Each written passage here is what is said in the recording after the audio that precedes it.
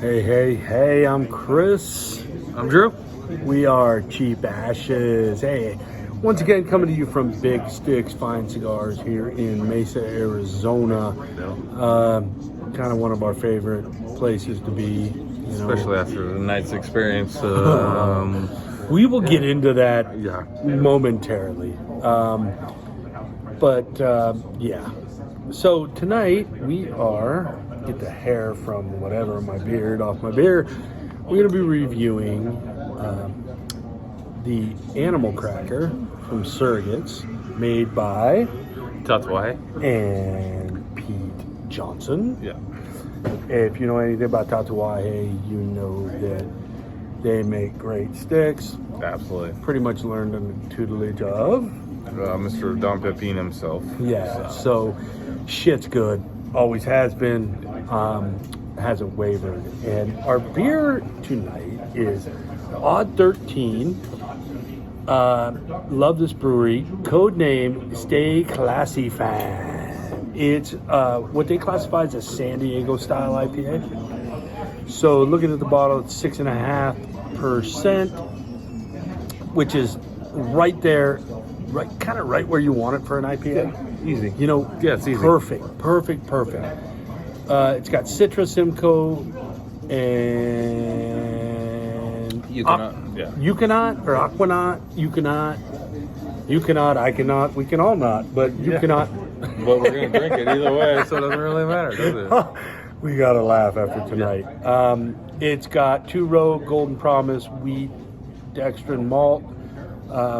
Good malt mix to this. Not super hoppy. Just got the right amount easy. of hop to It it. actually drinks more like a standard pale. It's kind of the pale IPA, like crossover beer, I think. I'm going to give it drinks like a pale with a little bit more flavor. Yeah. You know what I mean? Yeah. It's got, because of the more malt that's in it, I think gives it that flavor that you're looking for. Yeah. And, I mean, guys, we've done a few Odd 13s, haven't we? Have we done Odd 13s yet? Have we? I don't I know. don't think we have. So, I want to talk a little bit about their can art. Because It's their gorgeous. shit It is is absolutely gorgeous. badass. I mean, look at that. Every can that they put out has a unique can design with artwork, and whoever is doing their artwork, I'd love to figure out so he can do our artwork when we decide to get hats, t-shirts, stickers, all that fun stuff, which is coming, by the way. But this brewery is out of Lafayette, Colorado, right? Yeah, correct. Yeah. So, again, Which is a western suburb of Denver. Denver. So, again, you're looking at a hotbed for craft beer. It is Denver, Colorado, absolutely San insane. Diego, California. You're looking at those two, in my opinion. I haven't been east. So those of you that might be watching us that are Midwest East, give us a comment on what you think are some of the hotbeds of craft beer that part of town. Probably not Salt Lake City. Oh, for fuck's sakes. Just Okay, saying. so let us compose ourselves for a minute. Okay. There's some good beers out of Salt Lake, but the one we tried earlier I tonight mean, was- Uinta's a great beer. Yeah. Uinta's a great brewery. There's some... the beer we had tonight epitomized the service for which we were given. Correct. Shitty. Yeah. It was awful. Awful. Ass end of a cow awful. I would rather eat the ass end of a cow than drink that beer again. And I am not, I no pun intended, shit you not. I would rather lick a cow's asshole than have that beer. The last drink out of that can literally tasted like acid reflux. When you have that throw up in your throat, it burns, and you're like, "Ugh," and you try to drink water and it doesn't go away. That's what that beer tasted like. And we were going to review it, and I'm glad we kind of didn't, because It would have been bad. Everything that we did, and the reason we didn't is because the cigar we're reviewing is too damn good. Yeah. We needed to pair it with something good. So let's talk about the service industry for a moment, because we both work in the service industry. We have both for years. Yeah. have been in cigar lounges, cigar bars. I've worked multiple retail jobs. I've worked grocery. I've done. Hell, as a school teacher, every day you're in the service industry. You're serving your students, your parents, your school. Yeah. Your job is to be on point and just be there for them whenever basically 24/7. And again, I don't expect that from a bartender. But at the same time, there are good and bad bartenders, and This one was not good. yeah.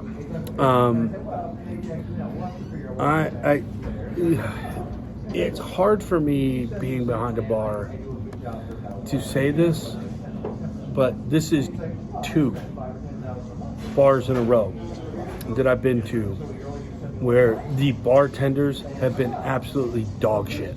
Yeah. I won't say the other one because it's a local brewery here, and my girlfriend and I went to it, and it was not good. There was even 2 bartenders behind the bar. Yeah, the restaurant was a little bit busy, but I think you have 2 bartenders, so one does tables, the other one tends to the bar where we were sitting, and we did not get tended to. What did you say? It was 15 minutes per drink? Roughly 15 minutes per drink. And then you get a dirty look when you only leave, a 10% tip. Well, I'm sorry. I work for tips as well. And if I'm not doing my job and I don't get tipped, Right. I'm not going to be upset.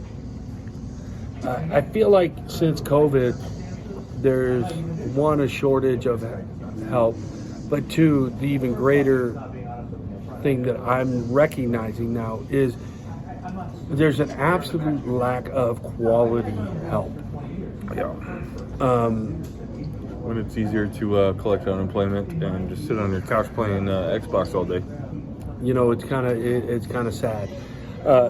But tonight we were going to do a review from where we were. It is also cigar friendly on the patio. Cigar friendly on the patio. That's why we decided to go there. We have both been there multiple times. Many times. Multiple times.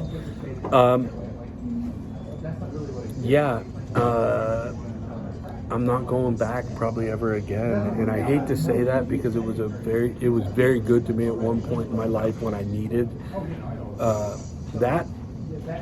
when I needed just people to talk to, a place to hang out, somewhere to go. I'm not going back, and Drew, I don't think you're going back. Yeah, I don't plan on it at all. And I really hate to bash a bar, but that place fucking sucked. Yeah, it was awful. It was awful. And honestly, I showed up first, hanging out for a minute. Because I was still working. There was 3 people in the whole place. And then, about 20 minutes later, all of a sudden there's 20 people in the place. And the guy was acting like there were 3 people in the place. And they were not the original 3 people. It was the 3 newest people. And everybody else was non-existent. It's frustrating to see that. Trust me, I've been behind the bar when it's busy, and you can always just say, "Hey, I got a bunch of people in front of you. I see you. Get your pick ready. I'll be right back, yeah. When I'm back, I'll get you going." At least say something. At least acknowledge. Hey, And- your beer's empty. I'll be right back. I apologize. A little busy. And the thing that Blah, blah, blah. sucks the most is he's the one that put us on the beer that we drink, and he was super excited. And then come to find out, when we tapped out, he was like, "Oh man, look at the can art on this thing. They spared no expense." And I'm thinking, the back of my mind, not even the back, the front of my mind, the first thing that came to my mind, you've never tried it. and all you cared about was what it looked like. Correct. That's not how you sell beer. No. I'm sorry. I sell beer. I do it all the time. Me too. And the way you sell beer is by knowing your product line and what you have and what it tastes like, and to be able to fit somebody's flavor profile when they ask you about that beer. Well, the thing is, before that beer, I went from Grand Canyon, Hop Canyon, Yummy. delicious, also a very different beer. He's like, oh, you'll love this beer. I tried to ask him questions and he had no answers. So, And another thing that kind of disturbed me a little bit, looking at their can list and seeing that big can list, but I don't know, 8 or 9 cans that we wanted to try and review, they didn't have. yeah, we kept asking and they were like, nope. And instead of gone. just saying, you know what, man, we just don't have them, he threw the GM of the bar under the bus and blamed that person You don't do that. for not having that stuff in stock.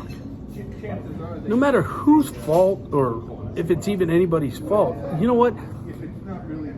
Being in this industry and knowing, hey, look, you might be short this week. You can't get the things that you normally have, and you just gotta fucking bite the bullet and go with what you have. It's very easy, and I have said it multiple times. Hey, we're out. Well, why? And I'm like, because we are.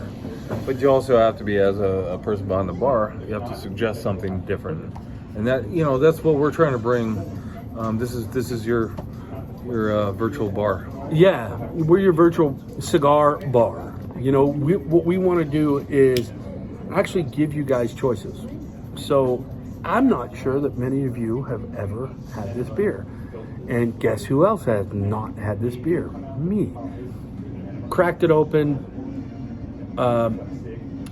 nosed it, and I was like, wow, this is super hoppy on the nose, but then you drink it and it's so smooth and mellow. oh my just gosh, it's easy super drinking. smooth and mellow. This is a beer that I really feel non-IPA drinkers might enjoy. Yeah. Some were, and those of you, okay, hopheads out there, correct me if I'm wrong, but you know this.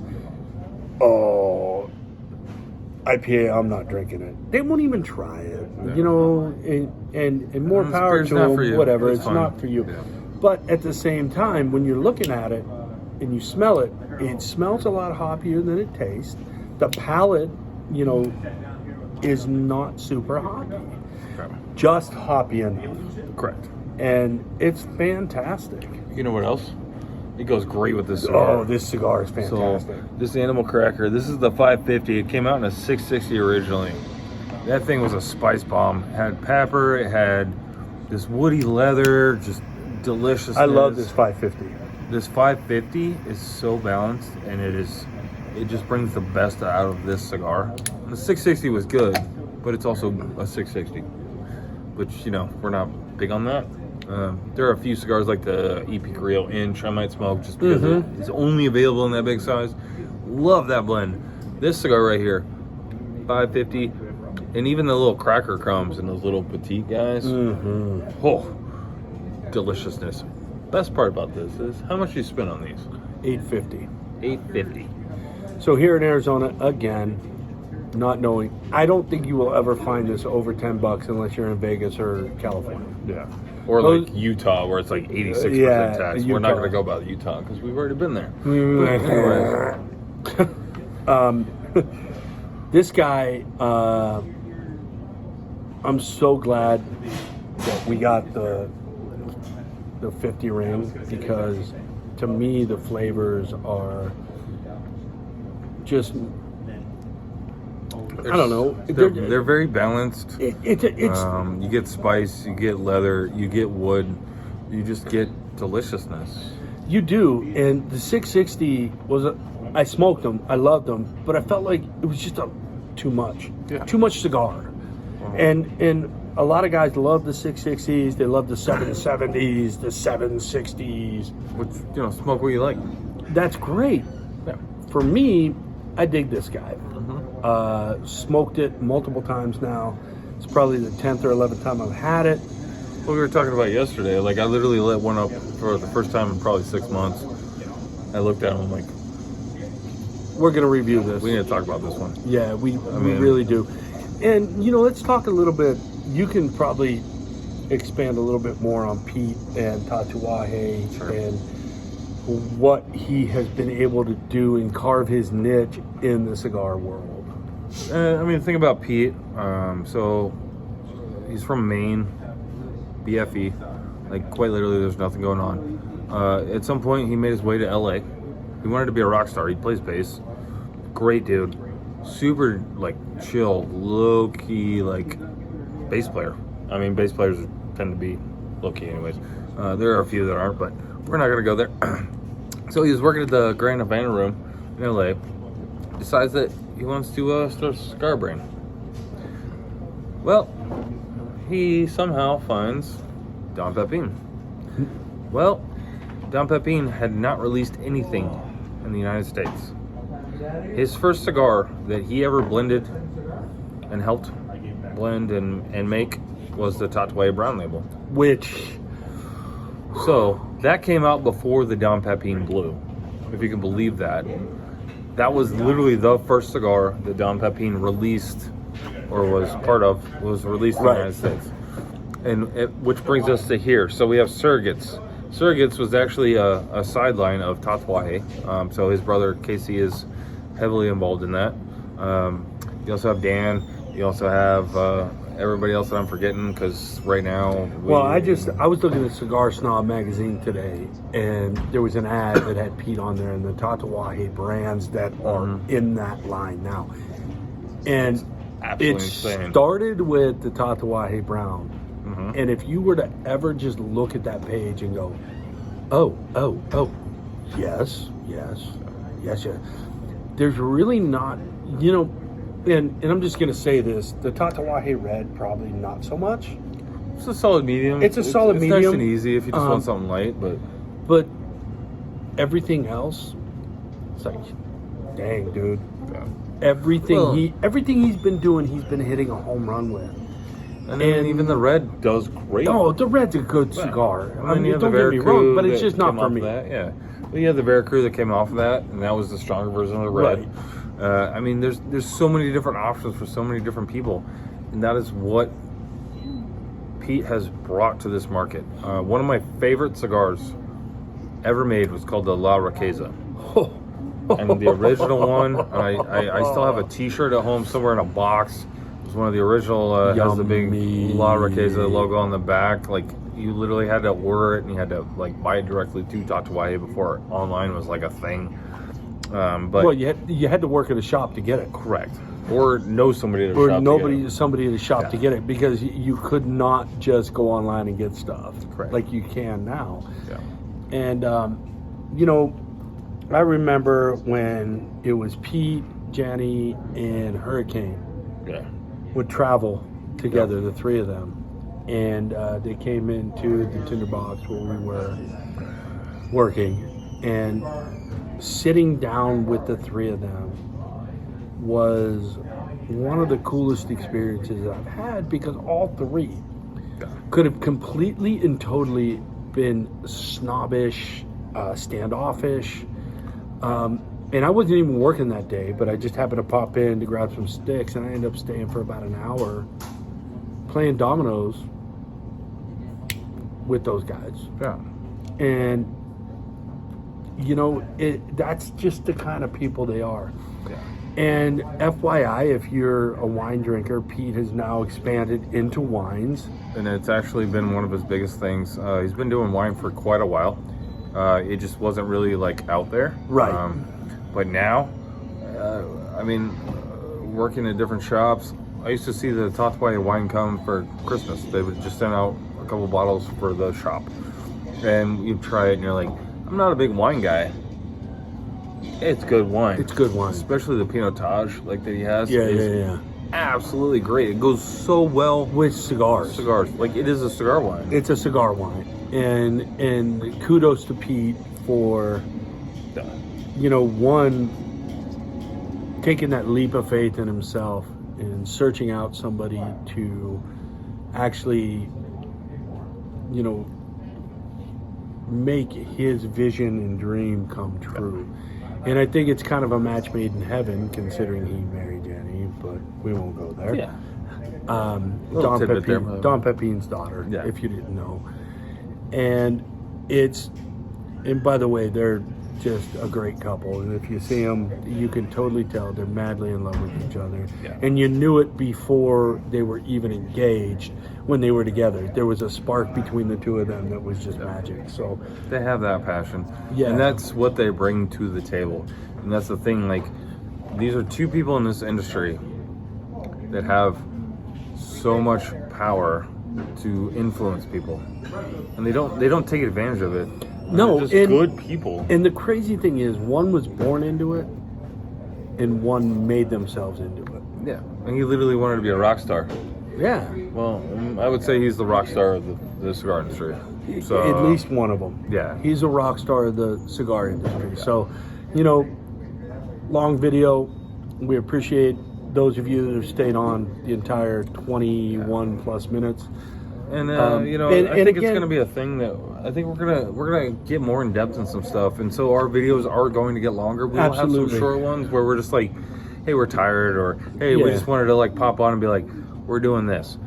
But we also need to get in depth in some of this stuff, and I think that's something that we're lacking as far as being able to spend that time to Right. talk to the people that are actually. And again, Yeah. you know, I want to get out to Colorado and get to Odd 13. Yeah. I want the two of us to take a trip out there and We'll hop on a plane. We'll hang fly out for out the there weekend, and hopefully hit a couple of breweries, and you know, from there, we can do a video from there with hopefully the brewmaster. He can explain his passion of beer, because the beer that they are making right now, I have Rushing it. I have a very good friend who has been in the bar business for 15 plus years.